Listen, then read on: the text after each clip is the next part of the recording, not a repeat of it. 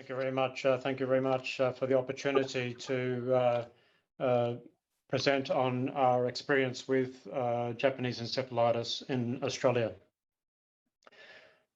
So I'll commence the presentation with the next slide, if I can get there. The historical situation in Australia is that we were free of Japanese encephalitis, particularly on the mainland in Australia. And you may well think of Australia as an isolated island, but in reality, there's only 150 kilometres between the Australian and the Papua New Guinea mainlands. And if you look at the islands in between, the minimum distance is only 6 kilometres between islands of Australia and islands of Papua New Guinea. So a reminder that in Australia, the north is the tropical region. Indeed, the Tropic of Capricorn runs through about this latitude, and it's 2,500 miles across Australia and 2,000 miles from north to south.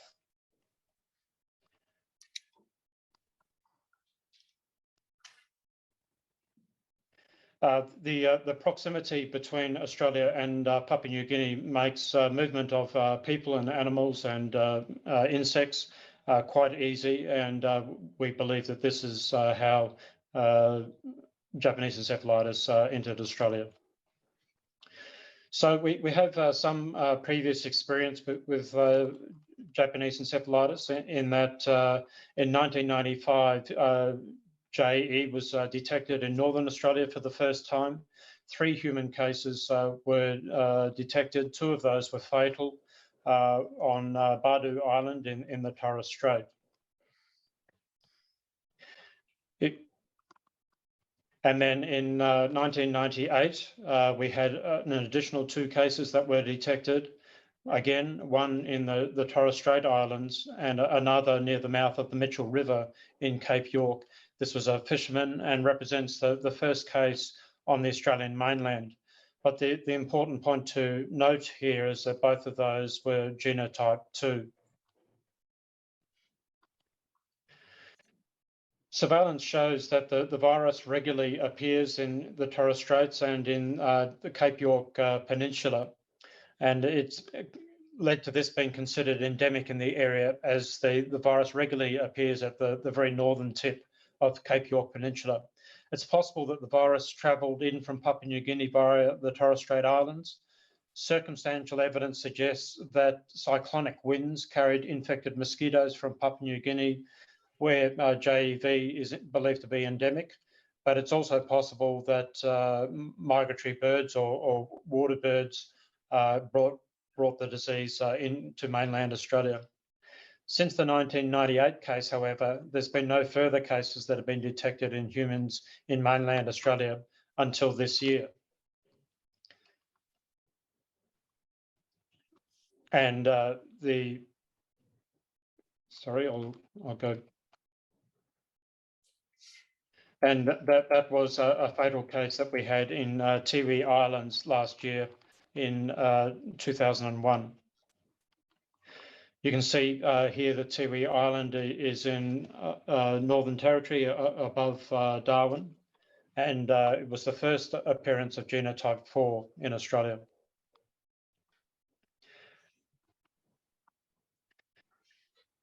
Japanese encephalitis belongs to the flavivirus genus, and flaviviruses were and are arthropod-borne positive strand RNA viruses.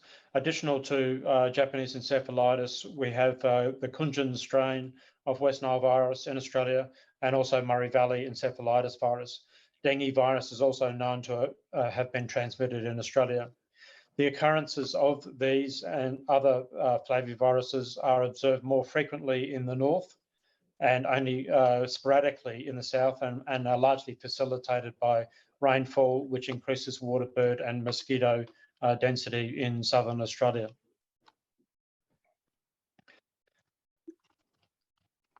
So there was always going to be three ways that we could possibly find out that we had Japanese encephalitis in mainland Australia. That would be through animals showing signs, humans showing signs, or in mosquito surveillance.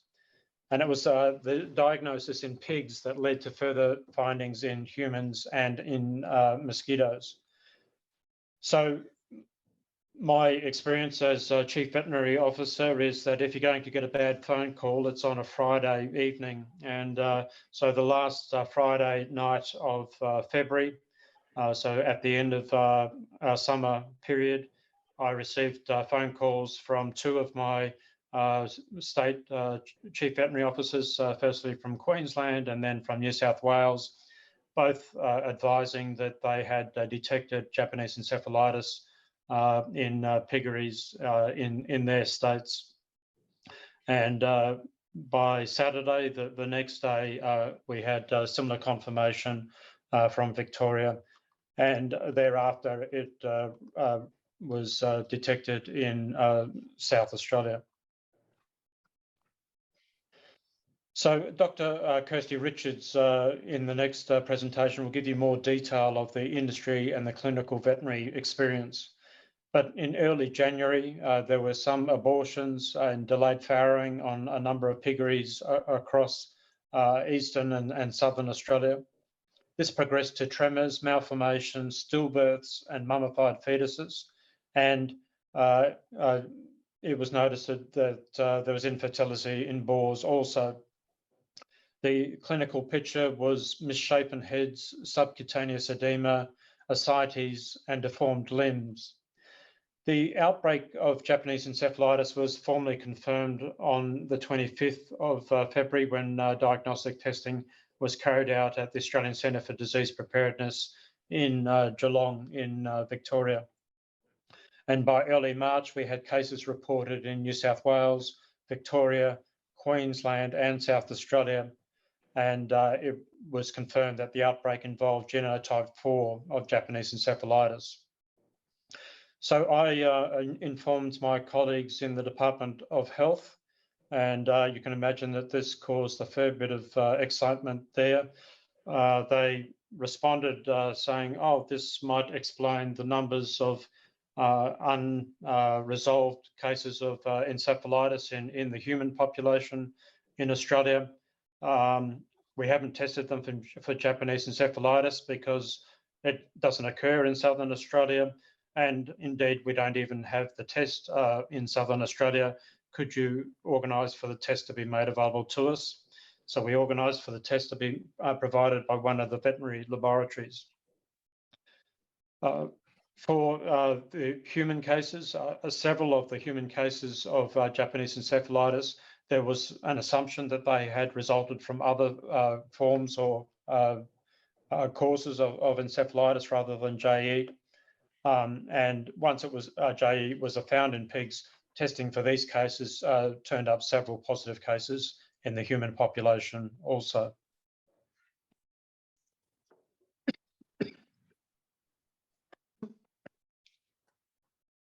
So overall, in domestic pigs, there have been 84 infected premises across South Australia, New South Wales, Victoria, and Queensland.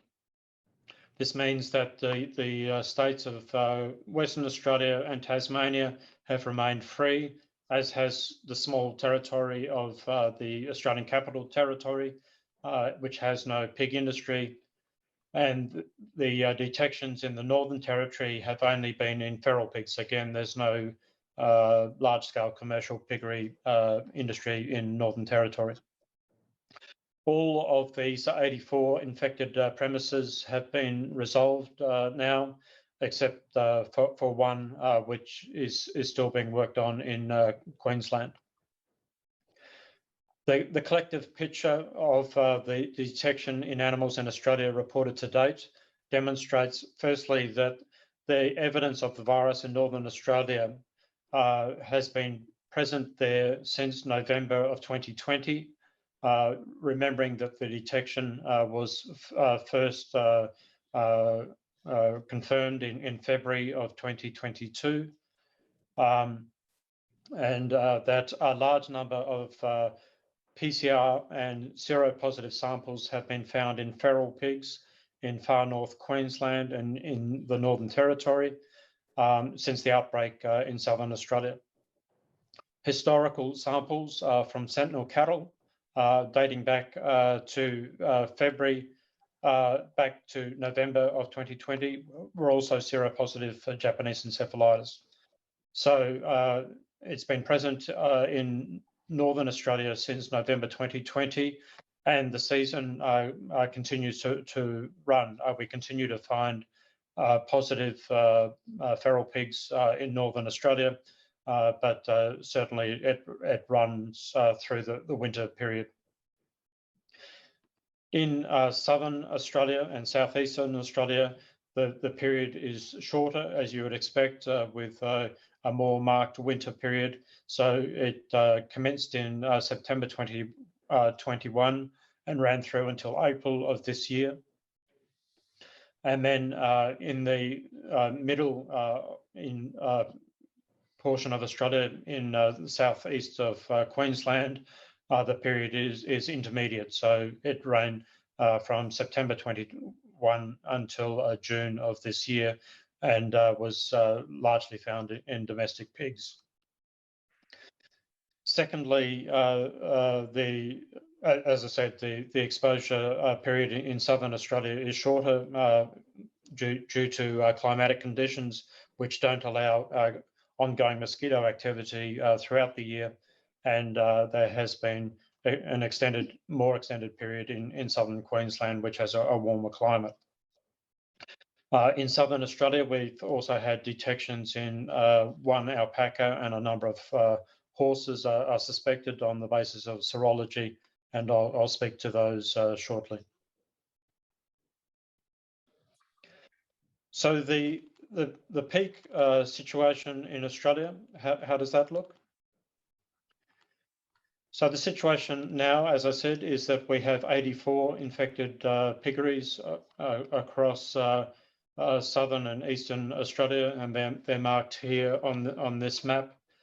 And what is striking about this distribution is that it follows largely the Murray-Darling Basin, and I'll speak to that in a moment. But there is a mountain range that runs down the east coast of Australia from Melbourne past Brisbane, and on the western side of that there is a large river basin, and a number of these piggeries are located within that basin. We have ongoing detections in feral pigs in the Northern Territory. We have 26 horses with probable Japanese encephalitis. None of these have been definitively confirmed due to the difficulty of resolving the serology, and they've been detected in both New South Wales and Victoria. And we've had one positive alpaca confirmed in Adelaide. And what is also striking is the vast geographical distance of the distribution of these detections.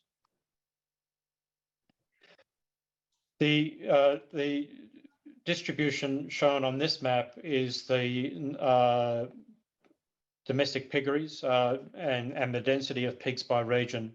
And you'll see that this lines up very well with the distribution of the outbreaks, with the exception of Western Australia.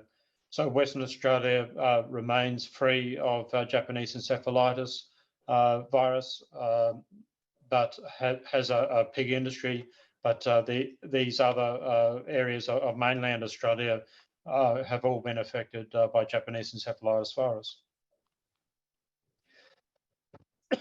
The human situation, we now have 42 confirmed cases across Australia. 32 of these are confirmed with laboratory evidence.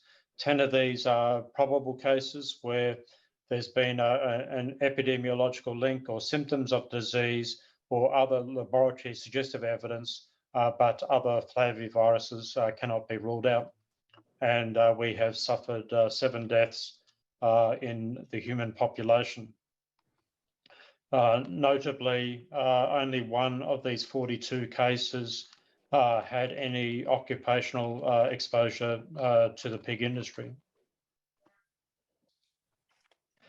So how did we come to this situation? As I said, in Australia, we have the Murray-Darling Basin.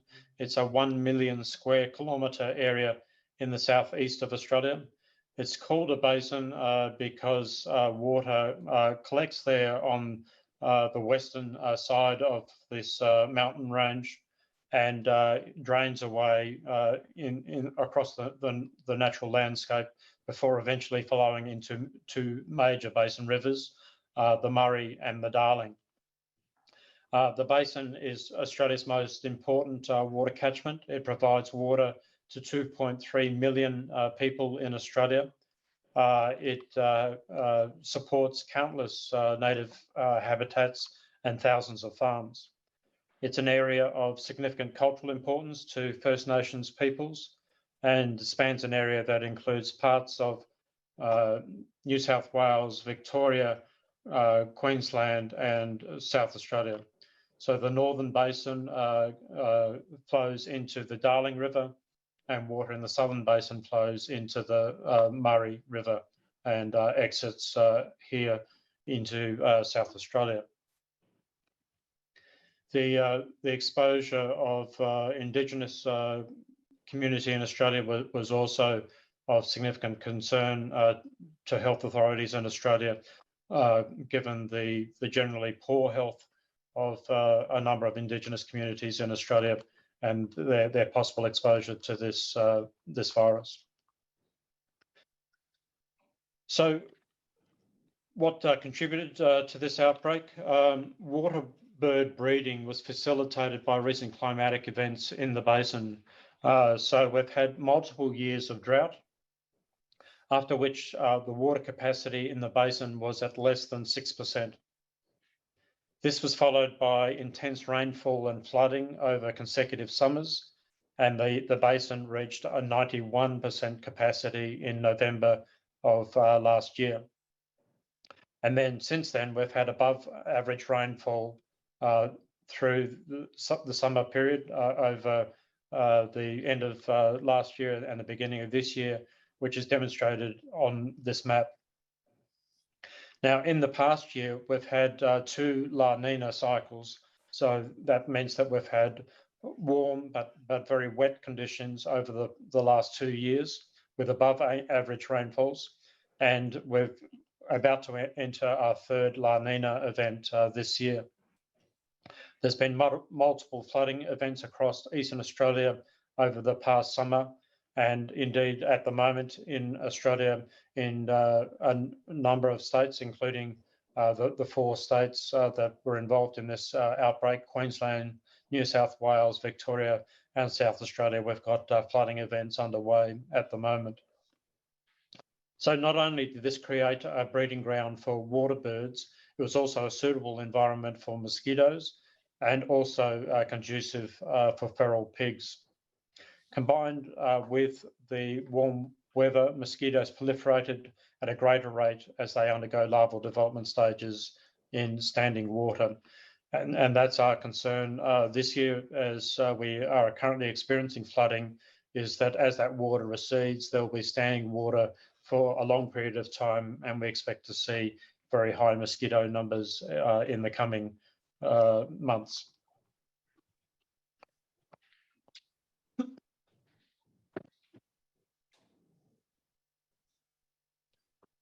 We last saw similar climatic conditions in the Murray-Darling Basin in 2010-2012, when we had consecutive summers of high rainfall and flooding after a period of multiple years of significant widespread drought. So you can see that for the decade preceding, we had very low rainfall, which resulted in low bird numbers. And then in 2010-12, we had significant rainfall and a very rapid response in bird numbers. So following the exceptional rainfall in the summer of 2010-11, water bird populations expanded rapidly in the basin. This is illustrated in the Murray-Darling Basin annual bird population survey data, noting that we're focused on the colony nesting birds here, as these exhibit large breeding events and include those species of interest in JEV ecology. At this time, in early 2011, there was also an arbovirus outbreak in horses involving the endemic flaviviruses, the Murray Valley encephalitis, and West Nile Kunjun viruses.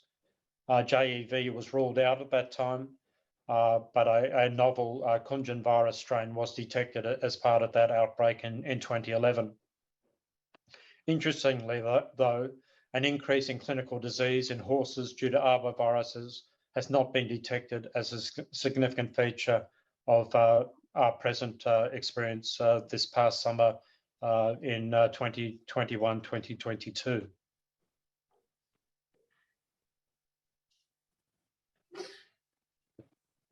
So now to touch on feral pigs, and one consideration that may not be linked to the initial outbreak but will likely influence future outbreaks and response is that of feral pigs.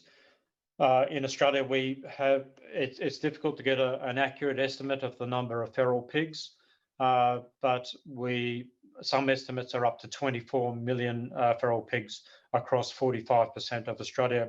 So if you remember that our domestic pig population is 2.4 million, so some estimates are that we have 10 times as many feral pigs as we have domestic pigs. The feral pig population density is particularly high in northern Queensland, but they're widespread across the rest of Queensland and New South Wales. These pigs tend to stay within their home ranges, but may move in response to seasonal conditions and can cover reasonable distances. These pigs may represent another transmission pathway for Japanese encephalitis virus, and they'll certainly create challenges for control. So the current and future situation, we've got climatic conditions that favour mosquitoes, water birds, and feral pigs.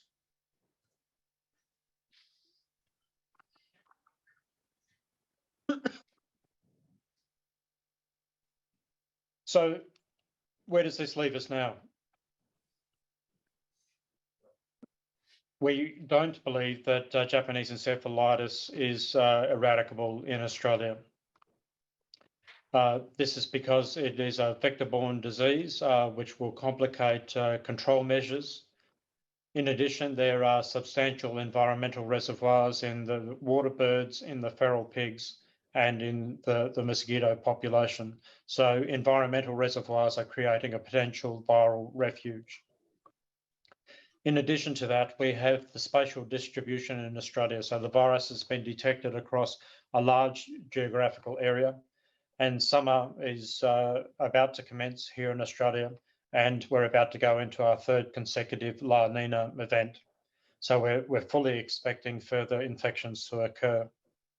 As I outlined earlier, the conditions are unfortunately looking very favourable for water birds and mosquitoes, and infection in feral pigs may represent another consideration in JEV control.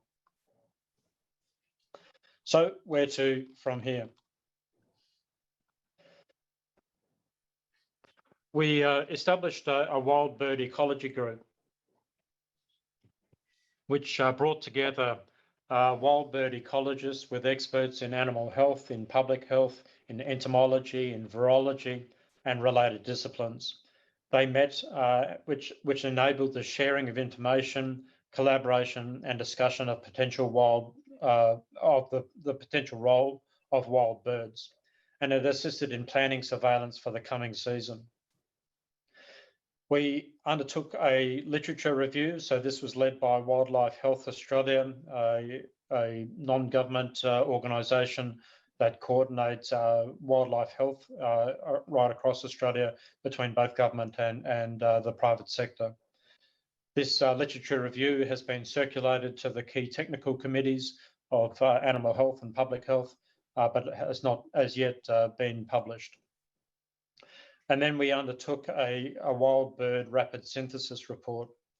So this has been circulated to the key committees also, but not yet published. And it identifies that there is a plausible scenario under which the movement of itinerant wild birds from the Fly River floodplain of Papua New Guinea came into Northern Australia and brought Japanese encephalitis with them. Certainly, there's a plausible role for wild birds in the movement of the virus into southern and eastern Australia, and to maintain and amplify the virus in large breeding colonies in the Murray-Darling Basin. There's no supporting surveillance data as yet, so these are scenarios that are purely hypothetical, and we need to undertake surveillance to support or refute those hypotheses. But as you can appreciate, surveillance in wild birds is challenging, and if we are able to undertake surveillance, it's likely that the numbers sampled will be modest. We are undertaking surveillance in Northern Australia. So the Northern Australian Quarantine Strategy performs surveillance activities across the north of Australia. Surveillance for Japanese encephalitis began well before this outbreak and is still ongoing.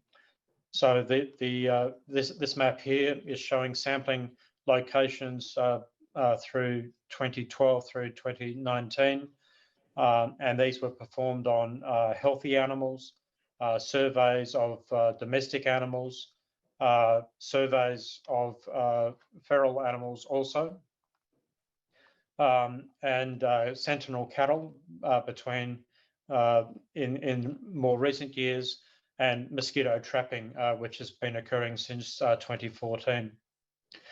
The map on the bottom shows the areas identified in blue are those where we'll be undertaking feral animal surveys for the remainder of this calendar year.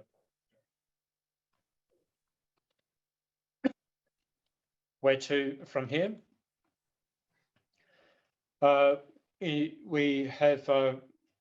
We're in the process of finalising an animal health epidemiology report. We expect that to be circulated to Australia's Animal Health Committee in the coming week. This will subsequently be shared with our public health committees.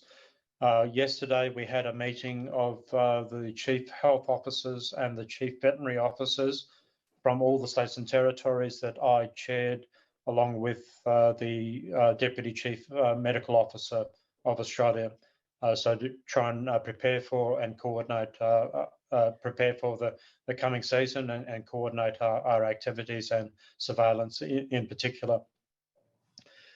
We're undertaking two different forms of surveillance in domestic piggeries. The first is targeting domestic pigs in regions with no known infected piggeries. So there are a number of piggeries that have not reported disease. So we're collecting samples from those, and testing's underway to determine whether disease was present but not recognised or not reported.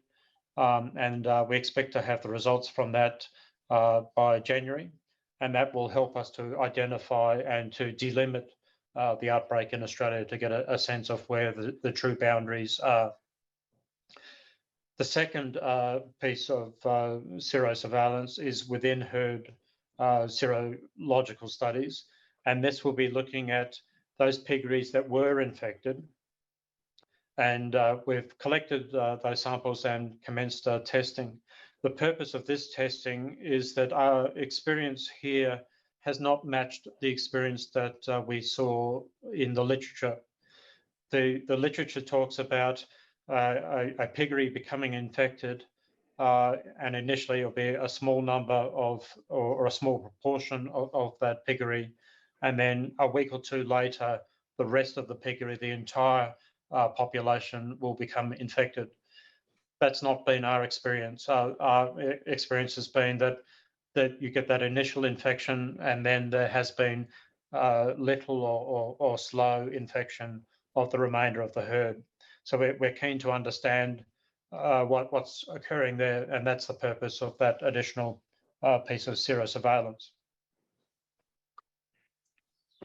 to better understand the herd level risk factors and impacts. And it might be a factor of the housing type or the husbandry measures or the presence of water under the slats or outside the piggery.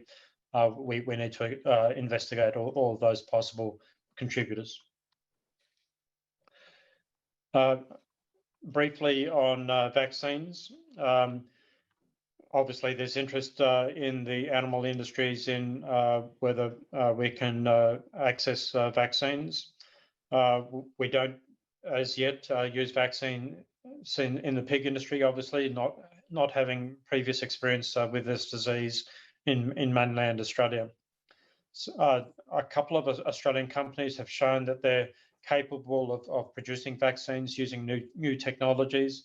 So we've got trials underway to determine whether these candidate vaccines are safe and effective. We're also looking at the vaccines that are available from Japan. The issue there is that they're prepared against genotype 3 of Japanese encephalitis. So we want to know whether that vaccine will be effective against genotype 4, which is the strain that's present in Australia. And we also want to know whether adequate protection is provided using only inactivated vaccine. The vaccine approach in both Japan and Korea is to use a live vaccine initially, and then to boost that with an inactivated vaccine about a month later. We're reluctant to bring a live vaccine into Australia, so we're initially looking at what protection might be afforded through use of an inactivated vaccine alone. In terms of horses, we're seeking an emergency use permit for Japanese encephalitis vaccines in horses. And we've identified 2 candidates, inactivated vaccines, which are manufactured in Japan, and we're hoping to make those available to the horse industry so that they can protect their horses if they so choose. So to conclude, what lessons have we learnt? I think there's 3 from my perspective. Firstly, there's a real danger of detection bias. It's much easier to detect the virus in large populations of breeding sows than any other population. So it's very difficult to survey wild water birds. It's difficult to survey feral pigs, and it's difficult to retrieve virus from mosquito traps. And as a consequence, this can lead to a bias that gives the appearance that the virus is purely associated with pigs. And so we're continually having to reinforce with our public health colleagues that this is not a disease of pigs and a consequence of the pig industry. Indeed, on that first weekend, when I initially shared with my health colleagues that we had these detections in pigs, their immediate response was, well, when are you going to start killing the pigs? And my response was, well, if you kill the domestic pigs, you've still got the feral pigs, you've still got the mosquitoes, you've still got the water birds. Killing domestic pigs is not going to be a part of the solution.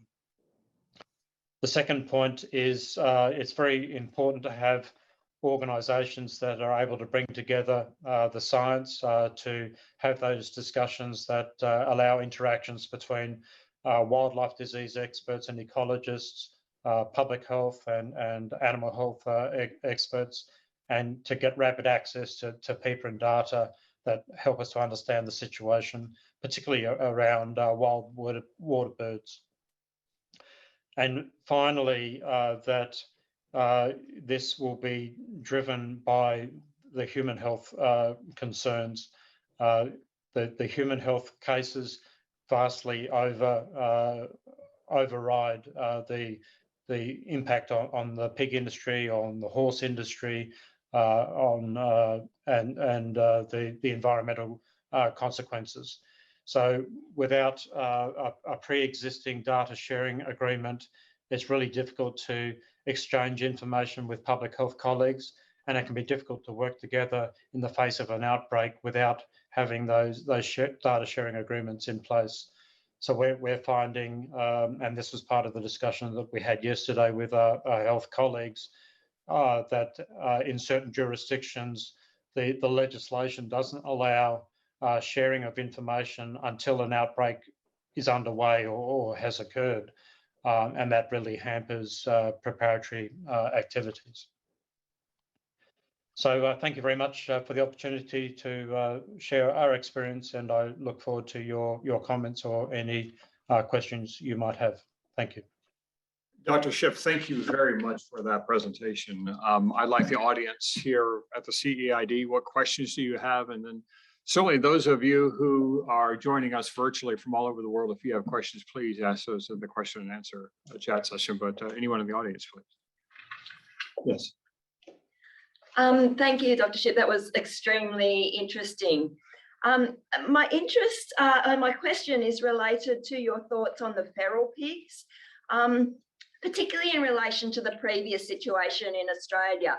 When the case occurred at the mouth of the Mitchell River, as you showed on your graph, there was extensive and high density of feral pigs, and the concern was that it would spread through the feral pigs down to Cairns and beyond. And that didn't happen, so I'm interested in your thoughts on that. And sorry, I probably should have introduced who I am. My name is Dr. Susan Hills. I'm from the US CDC. Thank you. Yeah, thank you. So our belief is that the water birds are more important in spreading the disease across large areas. The feral pigs are not highly mobile. They tend to camp in defined locations. They'll move if the environmental conditions are not supportive, but generally they tend not to move. And we think that the spread was largely driven by the vast movement of water birds coming to flooded areas in southeastern Australia, and which allowed amplification in the bird population, largely outside of the pig population, and due to the large number of mosquitoes that were present. Thank you, Dr. Schipp. Yes, Pesh. I have a couple of basic questions about the biology of JEV. One of them is, what's the diversity of mosquitoes that transmit the virus? Is it mostly the Aedes species or others? And what's the duration of viremia in birds and pigs? So we've found 3 mosquitoes in Australia that we believe are competent vectors, but that's not been demonstrated, and that's part of the future work that is required. One of those is widespread across Australia, but not present in Tasmania, and for that reason we're interested to see whether the disease does eventually present in Tasmania, given that the most likely vector is not present there.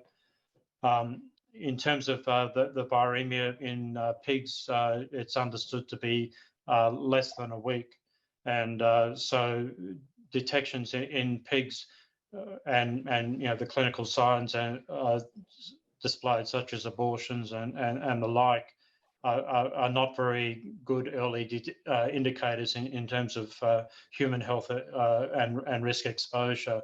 You need better early warning systems than relying on the disease to turn up in pigs. Dr. Schipp, thank you. By the way, anyone else in the audience, if you have a question, would you please introduce your title as well? Yes, Paul.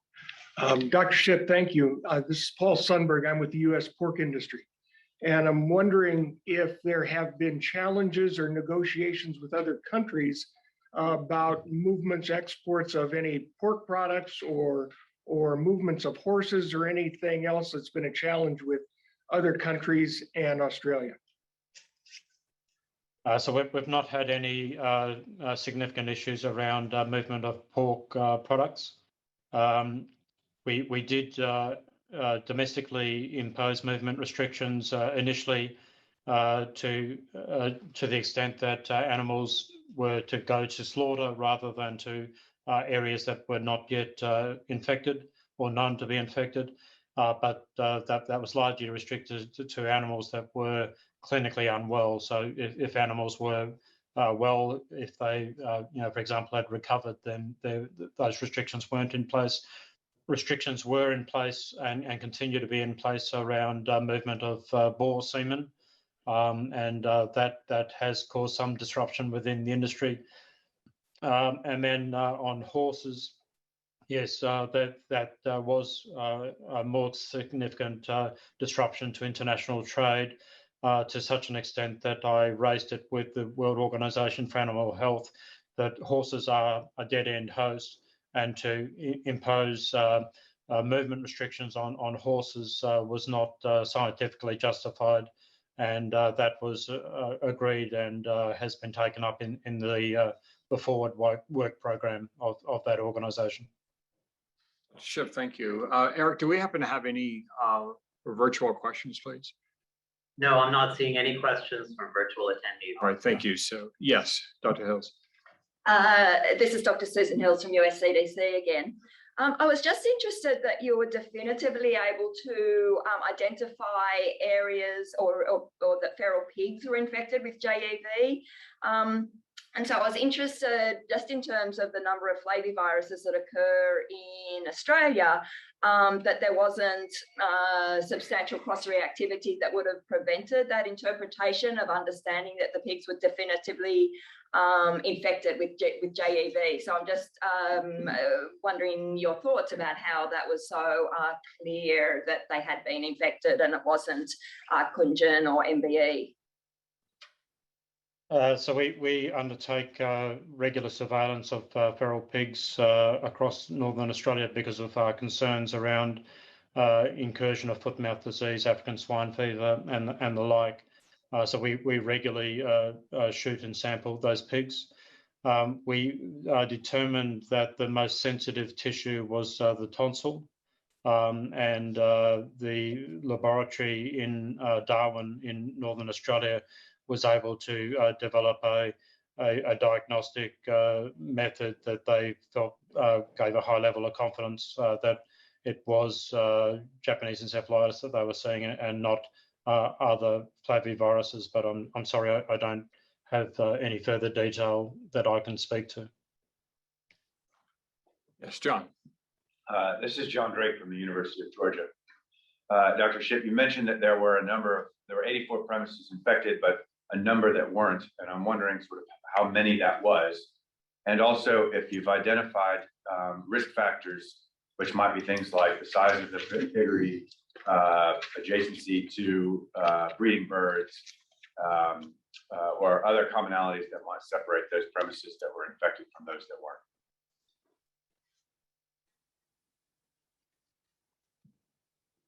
Dr. Schipp, we don't hear you.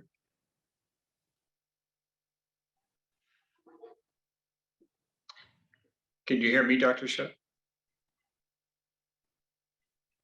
we don't hear him. Eric, do you? No, we can't hear you, Dr. Schipp. Dr. Schipp, we cannot hear you for some reason. Can you not hear me? Yes, now we can. Yes, sir. Thank you. Dr. Richards or Dr. Dr. Schipp, I'm sorry that your audio just caught off again. I'm sorry. Oh. Now we hear you. Okay. I'm not sure what's happening. The system is closing down after midnight. Dr. Gleeson and Dr. Richards might be able to assist more with that question in terms of the number of other piggeries and other risk factors. But we believe at this stage it's too early to identify those risk factors, and that's the purpose of the additional serosurveillance. Thank you. Yes, please. Dr. Snelson. Oh, sorry. Dr. Schipp, Harry Snelson from the American Association of Swine Veterinarians. Two questions. One, can I assume that the genotype in all the species has been genotype 4? And the second question is, what's been the consumer response? Yes, so the genotype has been 4, and we have sequenced that on numerous occasions, and there's been very little variation across the multiple occurrences. The consumer impact has been minimal, in part because of all of public messaging has emphasised that this is not a pig disease, but a mosquito disease, and so all of the messaging has been about protecting yourself, protecting your pigs and your horses from mosquitoes, and getting the minister to speak to that. I've been speaking to that, the chief medical officer has been speaking to that, to try and reinforce that this is not a food safety or a public health concern as a consequence of consuming pork. Thank you. Yes. Hey, Dr. Schipp. I'm Steve Reckhand. I'm with USDA's One Health Group. You talked about the importance of leveraging those partnerships, having them in place beforehand. I was excited that you were able to use the veterinary diagnostics to support the public health side, to diagnose humans. Is that a new partnership? Is that a mechanism you used before? Is that something that might grow going forward? It's occurred on a number of occasions here where we have emerging disease. For example, in the horses, we have Nipah or Hendra virus in Australia, and a variant of that was detected earlier this year. So it's important to be able to share that diagnostic methodology and the probes with our human health laboratories. And that's occurred on a number of occasions. Likewise, a lot of the sequencing work is done at the animal health labs rather than the human medical labs. We've had a very close cooperation around antimicrobial resistance for a number of years, but I think there are many areas where it could be improved around a truly One Health approach. When I talk to health colleagues about a One Health approach, their response is around public health, not about One Health, and it's quite difficult to get them to understand that the health of the pig and the health of the horse are of equal concern or a significant consideration, as well as the health of individual humans. Thank you. Eric, any other questions from? Okay, yes, please. Dr. Ken. Abby Cannon from the American Association of Swine Veterinarians. Could you share your thoughts a little bit about not having any cases in central Western Australia? What's the pig population or mosquito population, or maybe climate differences? Why aren't you seeing cases there? The differences are that West Australia is separated from the rest of the country by over 1,000 kilometres of desert. So the water birds that run up and down the east coast of Australia tend not to go to West Australia. There's no method for the mosquitoes to cross over. We do think it's possible that there are feral pigs in the far north of West Australia that are infected. So we're continuing surveillance in the north of West Australia, but there's no domestic pigs in that area. All the domestic pigs are in the southwest of West Australia. So there's active surveillance being undertaken, and Western Australia is particularly concerned about importing semen from the eastern states that is potentially infected. Thank you, Dr. Schipp. Any other questions? Eric, anything online? Yes, Mike. Mike Busey, USDA APHIS Veterinary Services One Health Coordination Unit. You had mentioned the 42 human cases, and only one of those 42 had any occupational exposure to the swine industry. Just wondered if you might be able to speak to the human cases, and were they urban human cases, and I guess proximity to your piggeries? Of course, it's difficult to be definitive about this. When people come down with encephalitis, you're having to go back a considerable period of time and try and identify their possible exposure.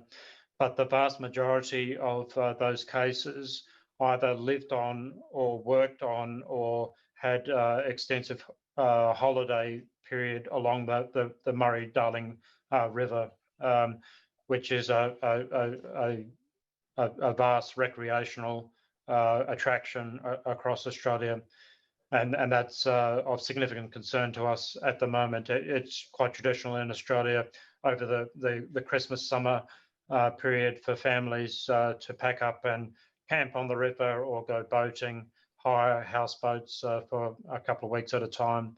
And we, in discussions with our health colleagues, emphasising the importance of getting the message out to that cohort of people, rather than focusing entirely on people that are working within piggeries or with piggeries.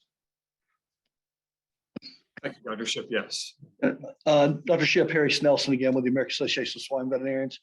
Maybe you mentioned this and I missed it. I apologize. What's been the regulatory response with regard to pig movements or pork movements or anything like that? So we agreed domestically that we would restrict movement of live pigs. So from those infected piggeries, they could only move to slaughter. They couldn't move live pigs for fattening to uninfected herds or uninfected areas.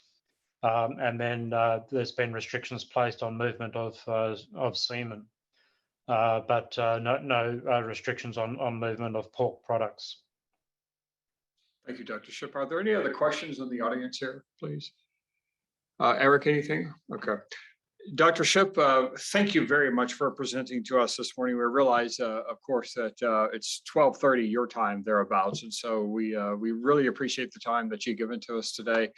And if anyone here in the audience or online has additional questions, we will certainly get back in touch with you. But thank you very much for your time. Thank you.